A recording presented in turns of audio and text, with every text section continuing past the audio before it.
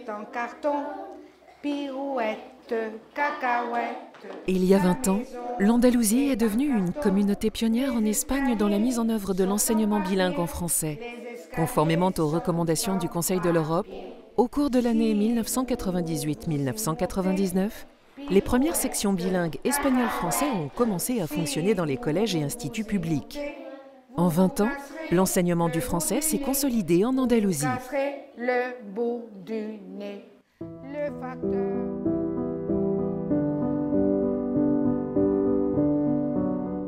En l'an 2008, la délégation de Huelva propose à notre établissement de devenir centre bilingue français.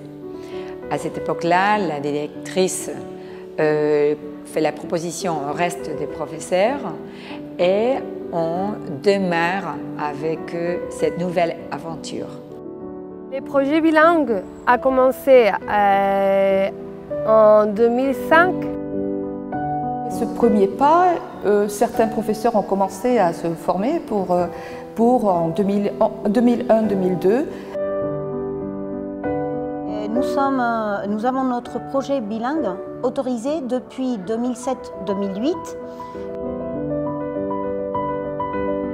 Oui, on a commencé notre section bilingue français en 2006. Notre établissement s'est rendu compte, surtout l'équipe directive, qu'il fallait vraiment dynamiser l'enseignement, la méthodologie, le travail de département. L'école Alfonso Sancho a commencé le projet de bilingue en l'année 2005. Et notre centre est bilingue depuis 18 ans. Et tout a commencé avec l'implantation d'une section bilingue de français pendant l'année scolaire 2000 ans. Au début, ça a été difficile. Ils ont fait un projet et ils l'ont présenté à la Junta d'Andalucía. Mais ils n'avaient pas de personnel de français. Alors une maîtresse de l'école de l'Almadén venait ici à cette école, une fois à la semaine, donner des cours de français. Pour découvrir une langue et une culture. Pour bien apprendre le français. Pour un élève bilingue, enfin, ou le faire d'être un élève bilingue, va améliorer la compétence de communication linguistique, non seulement en français, mais dans les 3 langues. Un groupe de professeurs de français a commencé à se préparer pour ce projet. On a décidé qu'étudier le français d'une façon différente, plus communicative, moins classique, moins traditionnelle, ce serait très bon pour nos élèves, mais aussi d'étudier des disciplines non linguistiques en français. Et on a commencé au début, on avait 2 disciplines non linguistiques, la musique et les sciences sociales, et petit à petit on a ajouté d'autres disciplines à notre projet. Et dès la première année, on a dû faire une sélection, c'est-à-dire un tirage au sort des élèves qui formaient ce premier groupe bilingue, parce qu'il y avait plus de gens qui voulaient participer à ce type d'enseignement que des places que nous avions. Aussi, on essaye de préparer les cours, que ça soit motivant pour eux. Et la langue française, en travaillant la musique, les chansons, le théâtre, et qu'ils peuvent communiquer, c'est-à-dire de travailler l'expression orale, la compréhension orale, l'expression écrite et la compréhension écrite. Parmi les principales activités, on peut citer l'échange international avec le collège Émile Laroux à Frasnes, et aussi la préparation pour le diplôme DELF, le diplôme d'études de langue française, le B1 et le B2. Et aussi, on participe dans le programme de mobilité de jeunes avec le nouveau projet Picasso Mob. Au début, le domaine des sciences de la nature et la vie les sciences sociales, les mathématiques ont commencé à être enseignées avec 2 assistants de langue. D'un autre côté, au niveau des élèves, il y a évidemment des avantages évidents. Le premier avantage, c'est l'apprentissage de manière plus naturelle de la langue française. Et finalement, il ne faut pas oublier que toute connaissance d'une langue et d'une culture, n'importe quelle culture ou n'importe quelle langue étrangère, ouvre l'esprit des élèves. Et donc, ils vont acquérir des valeurs importantes de tolérance et de respect envers les autres cultures.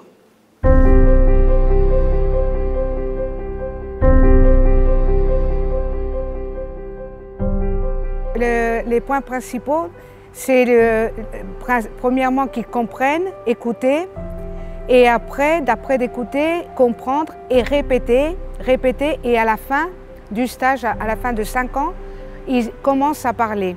C'est comme les bébés. Ils écoutent, ils voient ce que tu fais et après, ils peuvent le faire eux seuls et parler.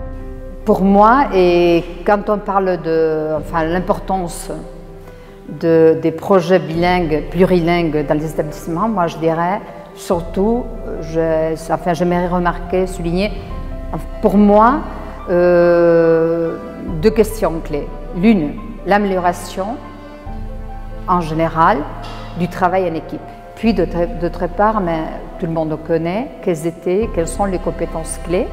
Et parmi elles, il faut citer la compétence en langue maternelle et en langue étrangère. Donc ces pays devaient vraiment améliorer la connaissance, le niveau de compétences des élèves surtout, et en langue étrangère. Et c'est cela, ce qu'on a pu faire grâce à ces projets. Oui, pour toute l'équipe bilingue et pour les élèves aussi, il est très important de développer toute une série de pratiques qui aboutissent aux compétences pluriculturelles et plurilinguistiques. Et en ce qui concerne les compétences pluriculturelles, nous pouvons participer dans des programmes européens tels que Erasmus+, ou Picasso Mob. Nous avons une très longue histoire de projets et d'activités liées au français.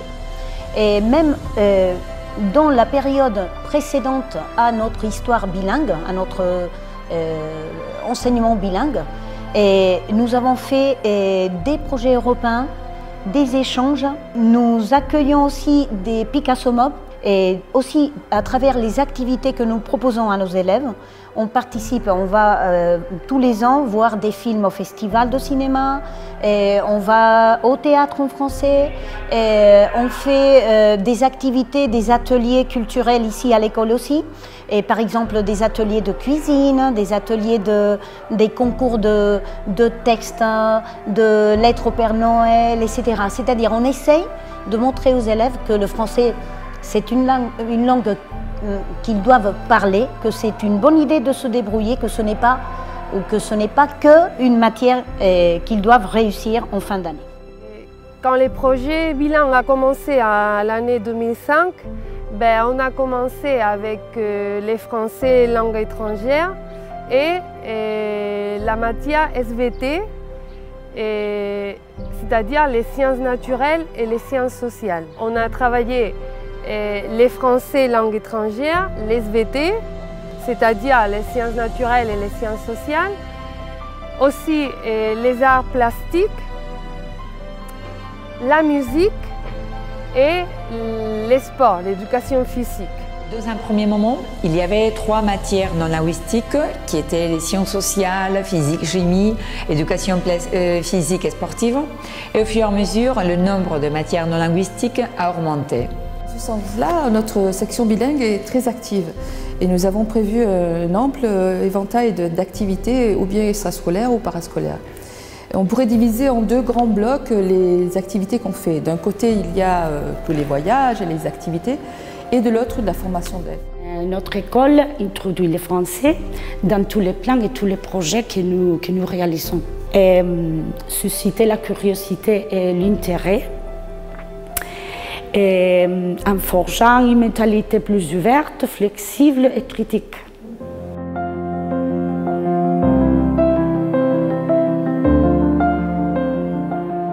Au début, ça a été difficile parce que les parents, ils voulaient l'anglais, ils voulaient pas français. Parce qu'ils pensaient que l'anglais, c'était plus international et pour le futur des enfants, c'était mieux. Mais peu à peu, j'ai commencé à travailler les parents, à leur dire l'importance que ça ne fait rien, qu'ils peuvent apprendre français et quand ils seront à l'école primaire, ils vont apprendre aussi anglais. Et c'est une richesse de vocabulaire, de culture qu'ils vont avoir. Alors peu à peu, ça va mieux, ça va mieux. Je veux dire que les familles apprécient beaucoup, apprécient énormément l'enseignement qu'on leur donne, la qualité de l'enseignement. Il faut dire qu'il y a eu vraiment un grand accueil, surtout de la part des familles. Pour les familles, le fait d'étudier en français, d'étudier en langue étrangère en général, c'est un atout considérable. L'acquisition des compétences des langues étrangères est vraiment très important pour les familles et c'est très bien accueilli. Les résultats ont été vraiment impressionnant, B1 avant de quitter l'école, et ça a créé une opinion généralisée parmi les parents d'élèves et dans le quartier d'un enseignement de qualité, que c'était possible, qu'effectivement les élèves parlaient français, étaient capables de se débrouiller dans la langue, et ça a fait que ça a été très bien accueilli normalement. Ce projet a été très bien accueilli par la communauté éducative. D'une part, ce projet a supposé chez nos élèves un meilleur développement académique, culturel, des valeurs comme tolérance, respect. Il nous a permis, à nous comme professeurs et à nos élèves, de développer beaucoup de qualités très positives pour le développement personnel et aussi académique, en même temps qu'académique. C'est précisément un appui important ce que nous avons avec les familles et surtout avec l'association des parents des élèves qui nous soutiennent lorsqu'on fait des activités extrascolaires ou parascolaires. Satisfaits et les familles connaissent notre projet, savent que les élèves ont de bons résultats. Au début, c'est vrai que les parents ils avaient du mal à gérer, c'était le français, la première langue étrangère à étudier pour leurs enfants et pas l'anglais. Mais peu à peu, on a travaillé avec les familles, on a essayé de communiquer à les familles l'importance d'une immersion culturelle et linguistique. Déjà, l'anglais, c'est pas difficile à apprendre parce que toutes les écoles dont la chance d'apprendre la langue et qu'apprendre les français, c'était un plus. Et le bilinguisme a toujours été accueilli de manière très positive depuis sa création. En raison de la tradition française de notre village, en y participant activement. La commémoration de cet anniversaire est également un hommage à tous les professeurs qui, il y a 20 ans, étaient chargés d'ouvrir la voie. La mémoire nous permet de faire le point et de prendre de l'élan pour que cette initiative continue à se développer.